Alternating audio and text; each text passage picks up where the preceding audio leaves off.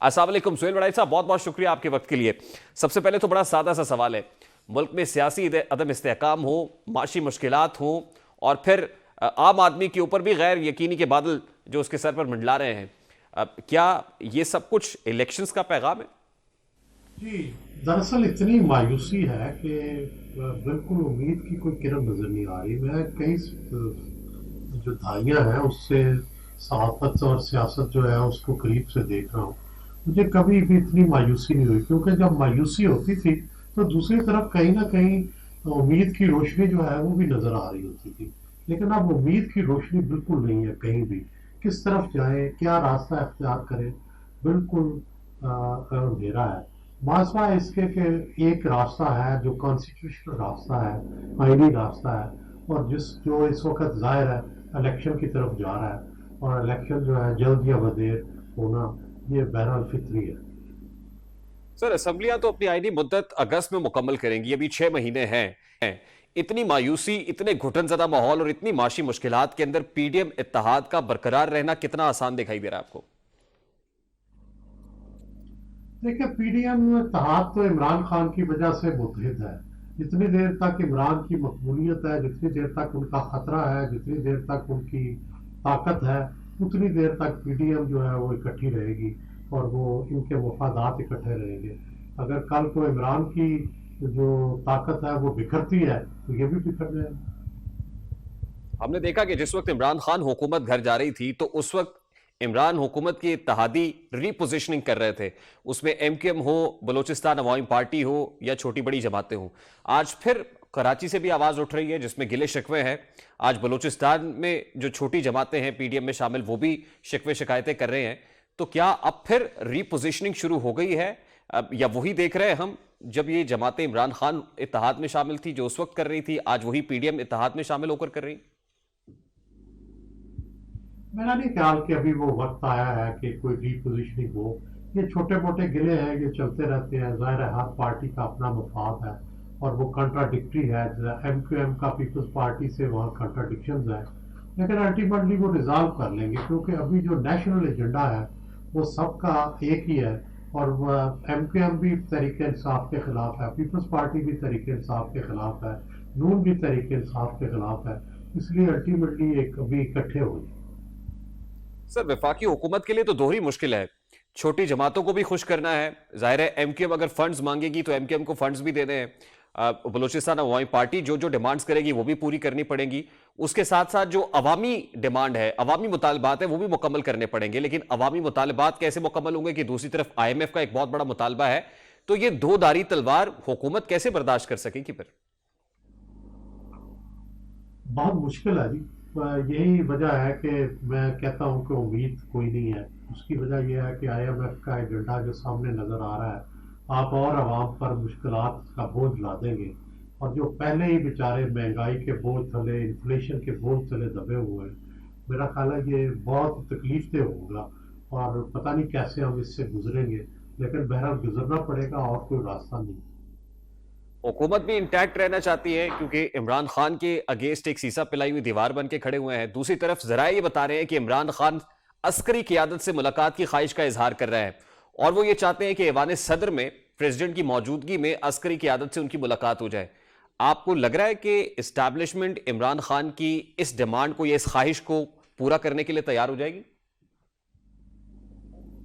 मेरा ख्याल है बिन वास्ता राब्ते हो जाएंगे। बराह रास्त मुलाकात के लिए शायद वो तैयार ना हो।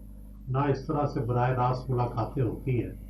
मेरा ख्याल है पहले भी कोई माजी में भी इस तरह की मिसालें नहीं होती। तो ये कोई बिल वास्ता मुलाकात हो जाए, कोई बिल वास्ता मुज़ाकरात हो जाए तो वो मुमकिन होगा। वो प्रेसिडेंट अरबी के जरिए मुमकिन है, वो हो जाएगा। 2022 में तो ये नहीं हो सका। इमरान खान अर्ली इलेक्शंस की डिमांड कर रहे थे, कम से कम 2022 में ये डिमांड मीट नहीं हुई। 2023 में को अर्ली इलेक्शंस की सबील बिलवास्ता राब्तों से ही मुमकिन हो सकेगी सर? ये देखें, अर्ली इलेक्शन तो अब ज़्यादा से ज़्यादा दूर होते जा रहे हैं। असल तो सवाल है कि क्या अब टाइम पे इलेक्शन होंगे या नहीं होंगे, और उसके लिए कब अरेंजमेंट शुरू होंगे। तो फिर मेरा बड़ा सादा सा सवाल है सर, टाइम पे भी इलेक्शंस अगर होते हैं तो अक्टूबर का वक्त है, अक्टूबर में इलेक्शंस होने हैं। क्या 2023 भी इलेक्शन ईयर है या 2023 में भी इलेक्शंस नहीं होंगे फिर? नहीं, मेरा ख्याल है 2023 में तो इलेक्शन कराने पड़ेंगे। अगर इलेक्शन नहीं कराए जाते तो फिर कॉन्स्टिट्यूशन को छेड़ना पड़ेगा, फिर बहुत सारी तब्दीलियां करनी पड़ेगी, सुप्रीम कोर्ट से मदद लेनी पड़ेगी, बहुत कुछ तब्दीलियां होंगी। मेरा नहीं ख्याल कि ऐसा मुमकिन है। इलेक्शंस का माहौल तो बनता हुआ दिखाई दे रहा है, जैसे पाकिस्तान मुस्लिम लीग नून ने एक बड़ी इंपॉर्टेंट रिस्पॉन्सिबिलिटी मरियम नवाज साहिबा को दे दी है। अब मरियम नवाज साहिबा लंदन में बैठी हुई हैं, एक तरफ हुकूमत ने मुश्किल फैसले करने हैं, दूसरी तरफ वो इलेक्शन की तैयारी भी करना चाहते हैं, फिर जिनको इलेक्शन की तैयारी का टास्क दिया है वो भी लंदन बैठी हुई हैं।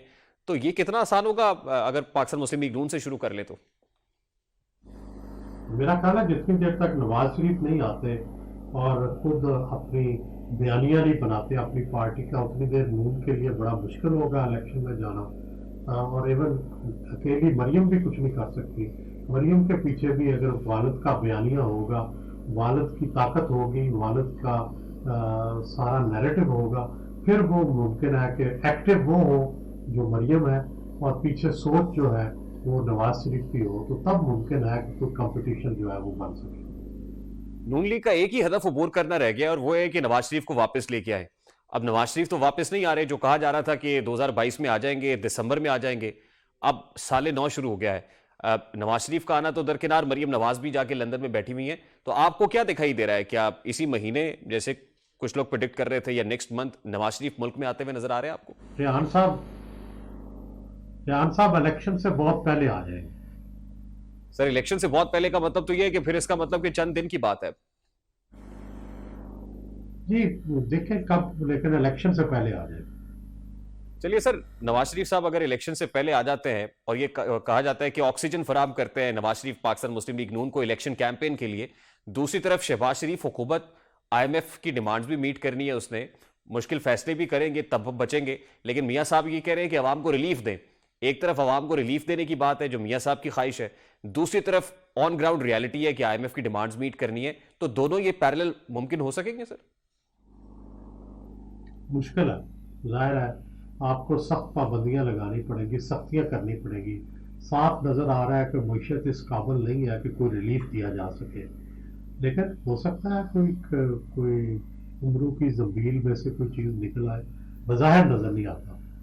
सर, उम्रों की जंबील, या तो इसहाक डार साहब जब आए थे तो उन्होंने कहा था कि शायद उनकी जंबील में कुछ ऐसी टेक्निक्स है कि डॉलर को 200 से नीचे ले आएंगे। अभी तक तो वो कोई ऐसा चमत्कार जिसको कहते हैं या कोई सरप्राइज नहीं दे सके। तो आपको लग रहा है मुस्तकबिल करीब में नहीं ऐसा हो दे जाएगा? सके जी, नहीं लग रहा जी, फिलहाल तो नहीं लग रहा। फिलहाल तो किसी मुआवजे की तवक्को नहीं है। तो सर, इस सारी सिचुएशन को कैपिटलाइज फिर कौन करेगा? देखिए, फिलहाल तो इसका फायदा इमरान को हो जा रहा है, लेकिन पाकिस्तान में मकबूलियत बदलती रहती है। किसी भी एक गलती से, किसी भी एक वाक़े से यही मकबूलियत पलट सकती है। और नवाज शरीफ जो है, जब से सियासत में सरगर्म हुए हैं, वो पंजाब से कभी हारे नहीं हैं और पंजाब में हमेशा वो जीतते रहे हैं। उनको अपना नैरेटिव बनाना आता है, अपनी बात करनी आती है, पंजाब का इलेक्शन जीतना आता है। वो आएंगे पंजाब में, वो अपनी चमत्कार दिखाएंगे, अपना बयानिया चलाएंगे। तो मेरा ख्याल है उनका बयानिया भी सुनने वाला होगा, देखने वाला होगा कि वो कैसे अपनी कंपेन जो है वो करते हैं।